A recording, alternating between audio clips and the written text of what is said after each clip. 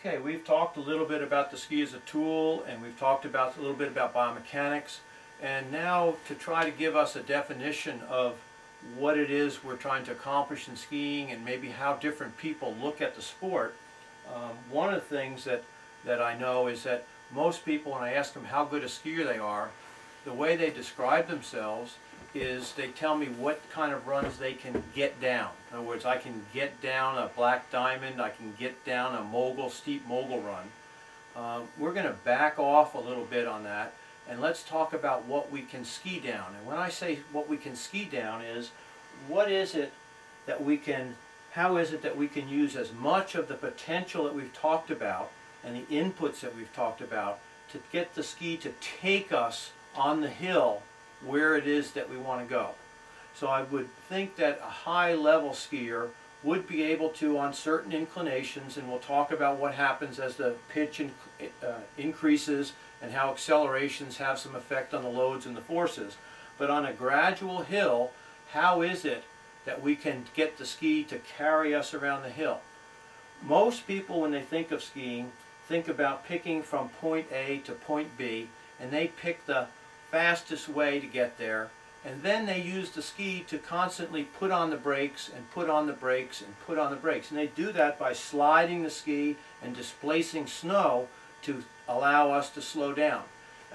What I've seen, most people on an easy run will go basically straight until the speed picks up a little bit higher than what they feel comfortable with, and at that point they will shift the direction of the skis, slowing them down, giving them a feel that they're not going to continue to accelerate, and they will go again pretty much straight until they feel like the speed is a little too high, and then they'll put the ski on its edge and slide it to put the brakes on again.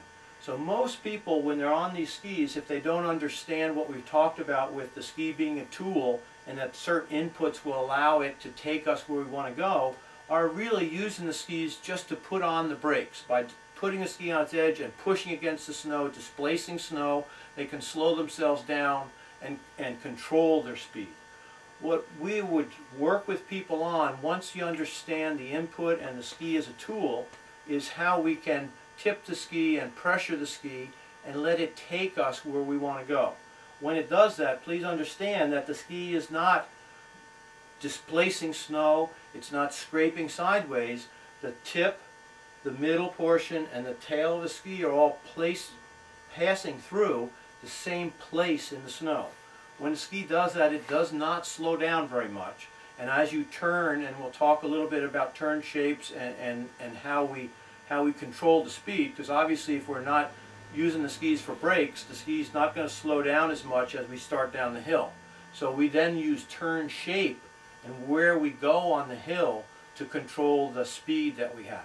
So we're going to talk about maybe a more shallow hill than most people ski on, but we're going to allow the ski to be very, very efficient in its turn and not use it as a brake. So when we describe these types of turns, we're talking about a carved turn, we're talking about a turn that's not trying to slow us down, but a way of applying the pressure and the input to the ski to allow the ski to take us as it travels through the snow where it is that we want to go. Most people, when they think of a carved turn, they think of it being as a tight turn. What we find is that most people try to make the ski turn tighter than it's capable of going. Again, the inputs that we use are pressure in that balance point of the ski and tipping the ski on its edge. This arc that it makes is not a very tight turn. What people do when they're onto a steeper hill is they immediately want to get the ski around and put the brakes on and put the brakes on and put the brakes on. You might say they're picking the fastest way down the hill and always trying to go slow. When we judge skiing at the higher levels, in other words, using the ski as the tool to take us where we want to go, it's more like you're driving more of a race car, that if we tip it and press on it, it goes over this way, and we tip it and press on it, it goes over this way, but not slowing us down. So the idea of using the ski as a tool and carving a turn is what we're going to talk about a little bit now.